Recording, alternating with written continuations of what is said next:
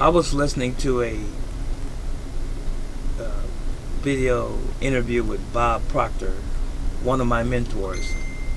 He's a self-made millionaire. Robert Proctor, Bob Proctor. And I've been following him for many years now. And he just made a simple statement in one of the videos that I was listening to. And he was talking about how fear controls us because of ignorance. You don't know about that particular thing that you are afraid of. And instead of investigating, studying, and learning about the thing that you are afraid of, we acquiesce. This is me now. We back away, we hide, we never address the issue, we never study it, and oftentimes we're petrified, fearful of that particular thing for all or most of our lives, when it doesn't have to be that way. Now, the reason I brought this up is this, because it brings to home in my mind a point, and I want to say this first and foremost. I am a man, I'm a human being, and as much as I know or think in or believe that I know, there's a lot that I don't know. I'm still a student.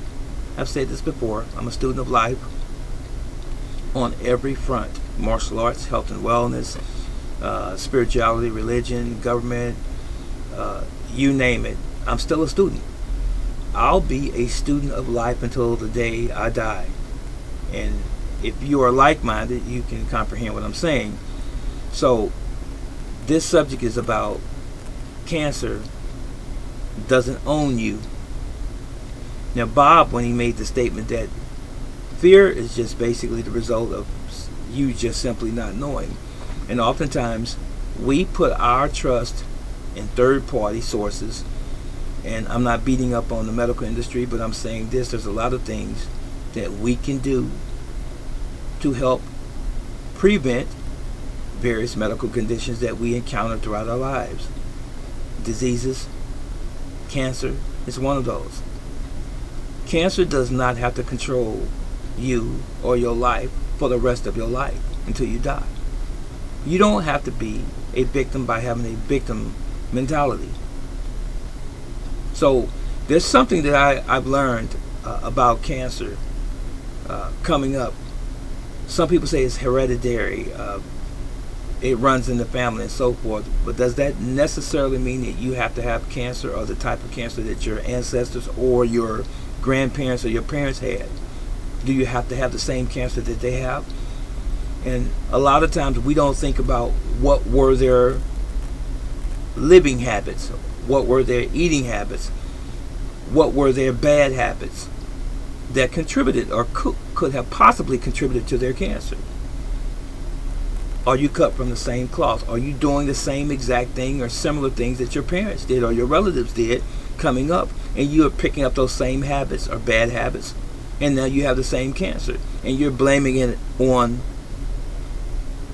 genetics, hereditary things, if you will. So if you have lung cancer and you smoke, and your father died of lung cancer and he smoked, and his mother or father died of lung cancer and they smoked, can you just simply say that you have copied the same bad habits that they had, as opposed to just saying that I have cancer for no good reason at all? No. You have cancer because you have the same bad habits that your previous generations had. And I just use that as an example. So, can cancer be remedied, mitigated? Can it be healed? Just depends on what it is. Just depends on how fast it occurred, where it is in your body. It could be a manifold list of how you got cancer, where the cancer is, how it came to be. But generally speaking, most of what happens to all of us in our lives, from a child up,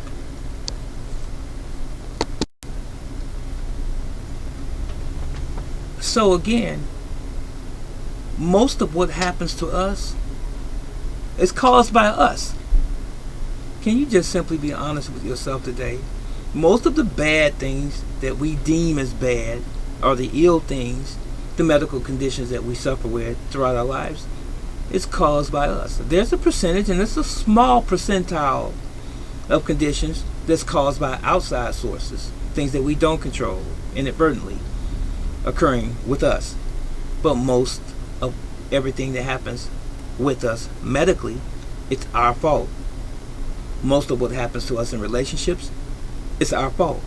Most of what happens to us in our family issues, when you have those disgruntled situations, or when you have those distant relationships with family members because you don't agree, it's us, one or the other or both. But it's always us. So, as it relates to cancer, here's a couple basic things I need you to understand or comprehend. Please wrap your brain around this.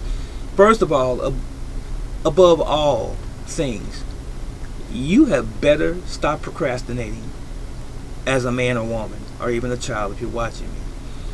You had better stop making excuses why you won't do certain things for yourself that you know that you should be doing.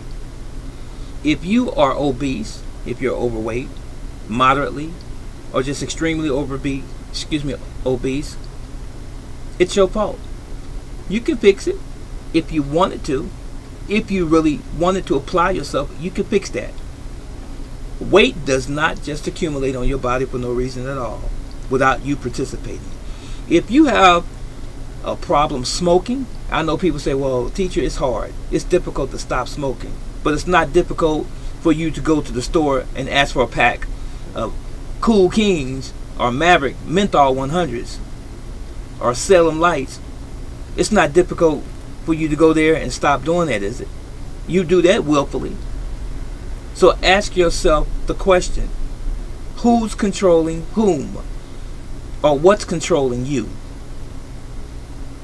When you have an alcoholic drinking issue, if you're an alcoholic, or if you drink excessively, you find yourself drinking every single day, non-stop, you go buy it, don't you?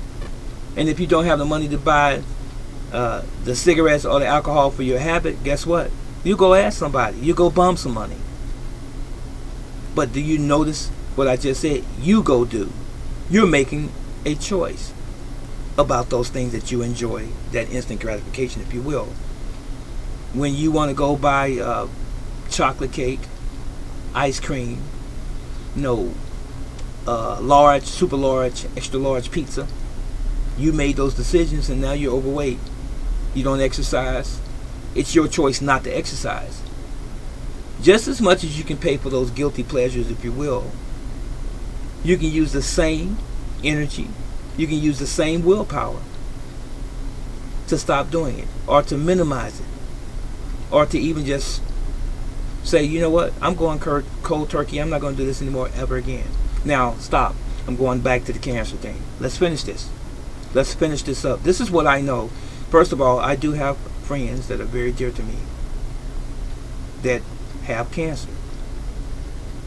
They're struggling. I have students, martial arts students of mine, that have cancer, certain types of cancer. They're struggling. Some are going through radiation. Some are going through a battery of other types of medical procedures. Some are going through chemotherapy and so forth. They're hanging in there, most of them, and I have some friends that have died from cancer. I have some relatives that have died from cancer. My brother being one. This is what I know, though. And I'm not pointing a finger of blame at anyone, because it could be me. I'm not pointing a finger of blame at anyone. I'm just saying this. I'm getting you to think, or trying to get you to think about this. Did you not know that cancer cannot live in an alkaline environment? I don't care what any doctor has ever told you. Cancer cannot live in an alkaline environment. Ask yourself this question: is your body alkaline? If it's not, then what must you do to bring it to that state? Cancer also thrives. Yeast strives. Candida strives. Especially when you introduce sugar. Did you know that? Cancer loves sugar. Do you eat a lot of sugar? You eat a lot of sweets? So, those two things I'm leaving with you. Sit down and analyze your situation. Analyze your life. I don't know where you are. Pre-cancer, first stage, second stage, third stage cancer. Have you given up? Have you said, well, I'm just going to put it in the hands of the doctors, and they're doing all they can do for me to help me? What are you doing other than showing up at doctor's appointments and taking those medical procedures? Has anything about you changed that you control and have been controlling? Has anything changed? Has your lifestyle choices changed at all? Have they?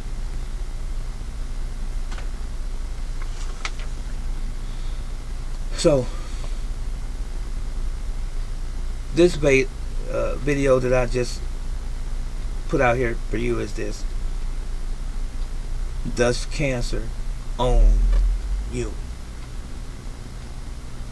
Excuse the stumbling. It's a sensitive subject to me because I have friends and family members that have died and even currently have cancer. Associates. And even many of you out there that's listening to me right now know someone that has cancer, if not yourself. I want to encourage you to live.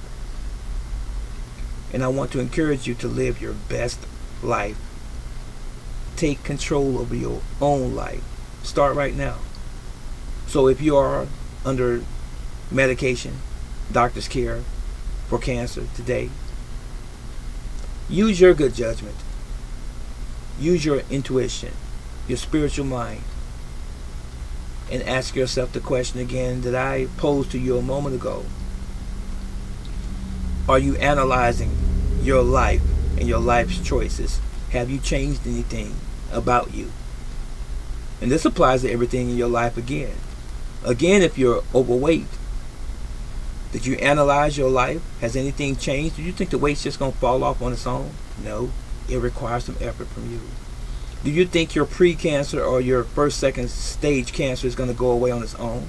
It requires, in most instances, depending on the cancer, it requires something from you. I'm not a doctor, but I am someone who studies the world that I live in, and I study this about me. Have you studied yourself? Have you studied your habits, your good and your bad habits? How do you eat? How do you sleep? How do you work? How do you play? Do you exercise? Do you train? What's your mental status? Are you a positive individual? Do you have an absorbent amount of stress in your life? Not only physical, but from even relationships, family included, job included. Think on these things so cancer doesn't have to own you. You know why? You should be owning you, not cancer. This is Brother Teacher. For questions, comments, leave them in the comment section below, please. And as always, Yahweh does love you, and I love you. So long.